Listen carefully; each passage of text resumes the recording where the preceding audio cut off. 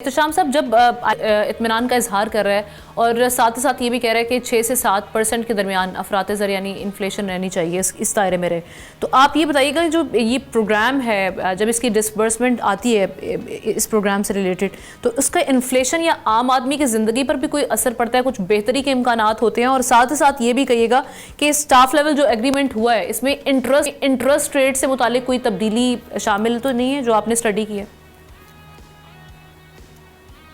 देखिए, हम ना बुनियादी तौर पे तो इसको हम इस तरह देंगे कि ये 25वां प्रोग्राम है और आपने देखा कि जिस तरीके से IMF की रिपोर्ट भी आ गई है, लेटेस्ट वर्ल्ड इकोनॉमिक आउटलुक भी आ गया और उससे पहले world bank, Asian development bank ने भी आप पाकिस्तान की इकॉनमी की बेहतरी के इशारे दिए थे। तो ओवरऑल देखा जाए तमाम तर नामसाद हालात के बावजूद हमारी मैक्रो इकनॉमिक स्टेबिलिटी किस हद तक आई है। इकनॉमिक फंडामेंटल जो है ना वो बेहतर होना शुरू हुए हैं। क्रेडिट रेटिंग इंटरनेशनल अदारे जो उन्होंने बेहतर किया है और हमारी स्टॉक मार्केट भी जिस तरह आगे चल रही है बड़ा अच्छे तरीके से चली है।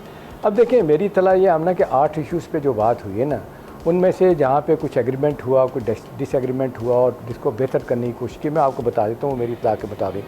देखिए, पहली तो उन्होंने कहा है कि जी आपके फिस्कल कंसोलिडेशन नहीं हो रही। ठीक है, आप शॉर्ट टर्म में आपकी यहाँ चीज़ें बेहतर होती हैं, लेकिन लॉन्ग टर्म में इसके लिए ज़रूरी है कि आप जब तक अपना फाइनेंशियल डिसिप्लिन नहीं ठीक करते और अपने ख़र्चे अखराजात जिसको कहते हैं ख़ास तौर पे जिस तरह आप पैसा खर्च कर रहे होते हैं, नॉन डेवलपमेंट एक्सपेंडिचर आपका जिस तरह बढ़ रहा है, इसको रोकने की ज़रूरत है। फिर हमने उन्होंने कहा है कि जिसका आप जिक्र कर रहे हैं ना, इंटरेस्ट रेट का, टाइट मॉनेटरी पॉलिसी को उन्होंने बड़ी तारीफ़ की है। 11% तक इंटरेस्ट रेट है और यही वजह है कि वो कहते हैं जी एक वजह यही कि महंगाई की रुकती है, दूसरा ये वजह है कि कोई हमारा जब ये आप इंटरेस्ट रेट वही रख रहे होते हैं तो फिर और लोग नहीं आते, इन्वेस्टमेंट नहीं आती, लोग बारोइंग नहीं करते। तो इस पे बड़ी खुशी का इज़हार किया उनकी तरफ से। फिर एक और उनकी खुशी का इज़हार इस बात पे है कि जी पाकिस्तान का एनर्जी सेक्टर में रेगुलर बुनियादों पे जो टैरिफ एडजस्टमेंट हो रही है उस पर वो खुश हैं। मतलब आप पे पानी क्या कहते हैं, बिजली, गैस और पेट्रोल वक्तन बढ़ता रहेगा, इस पे ज़ाहिर है वो उनको खुश होते हैं। या ये कि उन्हें लगता है कि जी उनका पैसा वापस किस तरह आएगा, तो ये टैक्सेस मुख्तलिफ़ तरीके से लगते रहते हैं।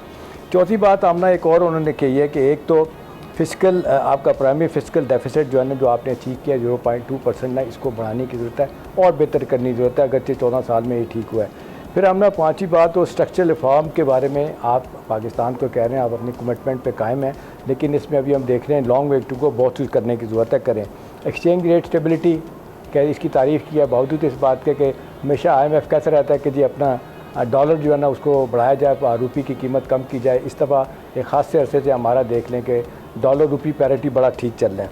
फिर एग्रीकल्चर के मामले में उन्होंने जो कहा है हमने कि सैलाबों के बारे में कहा कि आपकी इकॉनमी बुरे तरीके से हिट हुई है, यहाँ पे जो कुछ हम मदद कर सकते हैं करेंगे। अगरचे इसके बारे में उन्होंने नहीं बताया कि इस पे हमारा ग्रोथ रेट किस हद तक इफेक्ट करेगा, किस तरह। अगरचे हम देखते हैं इकॉनमी का मेन स्टे हमारा एग्रीकल्चर के ग्रोथ के पे ही होता है। हमेशा 3-3.5% जब आता है तो उसमें 2.5% एग्रीकल्चर ग्रोथ होती है, क्योंकि आज भी GDP का 23% एग्रीकल्चर हमारा है ये।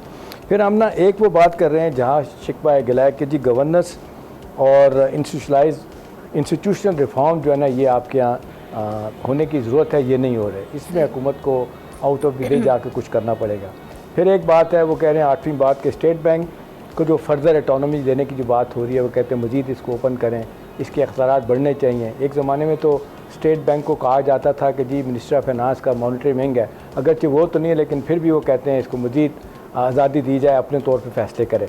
आखिरी बात आमना उन्होंने कही है कि स्टेट सेक्टर के नुकसानात आपके बहुत बढ़ गए, जो हम रोज़ बात करते हैं कि $900 बिलियन से ज़्यादा हमारी 80 से 90 स्टेट सेक्टर कॉरपोरेशन और हेमरेजिंग हो रही है, उसको रोकने की कोशिश की जाए। और आखिरी इम्पॉर्टेंट बात आमना ये कि आपने देखा कि पाकिस्तान में ऐसा हुआ है कि जब अमेरिका के साथ हमारे ताल्लुकात इतने अच्छे नहीं होते तो IMF हमारे पर सियासी शराइत भी लगाता है, जो कि उनका मैंडेट नहीं है। लेकिन जब उनका मूड ठीक होता है अमेरिकियों का, तो हमारे साथ सलूक अच्छा होता है। इसलिए कहा जाता है, मैं कहता रहता हूँ कि ये जो IMF का प्रोग्राम है, ये अमेरिका के स्टेट डिपार्टमेंट का प्रोग्राम होता है। एक नोट मिलती है, आपको पता है उनके भी इस वक्त भी हम जब बात कर रहे हैं 444 मिलियन के 44 लाख से ज़्यादा के उनके शेयर्स हैं, तो ज़्यादा वो अपनी बात बनवा लेते हैं। तो ओवरऑल देखा जाए चीज़ें अब इसके अपना क्या कहते हैं $1.2 बिलियन की जब डिसबर्समेंट हो जाएगी, जब इसकी बोर्ड मंजूरी दे जाएगा, तो हमने बहुत लंबा लाइन अप किया हुआ है, क्योंकि अपने कर्ज़े उतारने के लिए हमने लेने हैं, शॉर्ट टर्म भी, लॉन्ग टर्म भी, मिड टर्म भी। तो वो ये है कि हमें आसानी पैदा हो जाएगी। वो कहते हैं ना clean bill of health to the economy मिल जाता है जब IMF आपको क्लियर कर देता है। तो वो ये है कि कर्ज़े हमें मिल जाएंगे बायलैटरल भी और बाकी एजेंसियों से भी।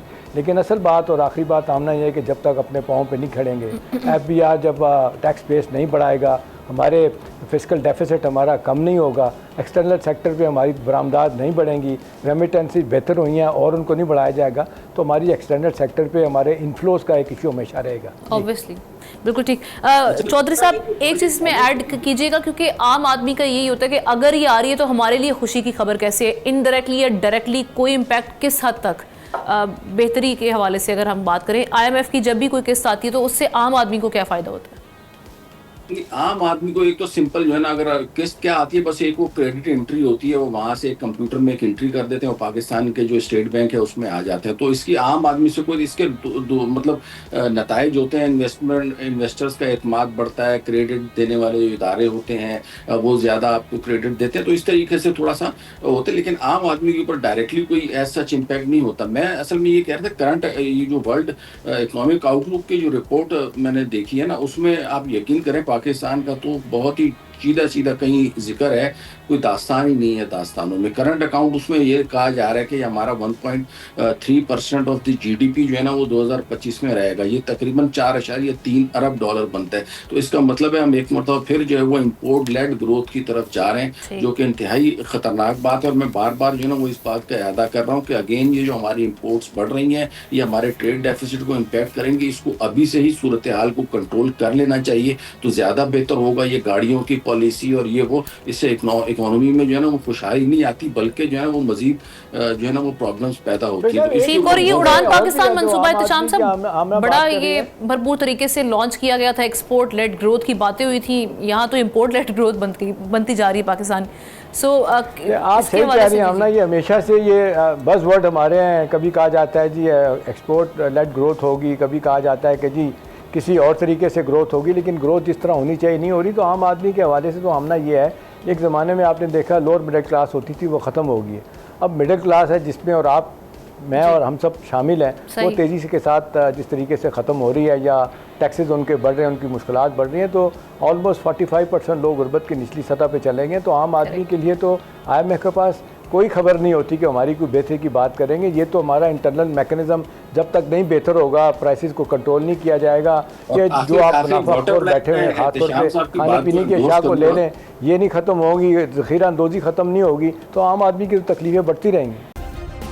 सब्सक्राइब करें और बेल दबाएं ताकि कोई खबर रह न जाए।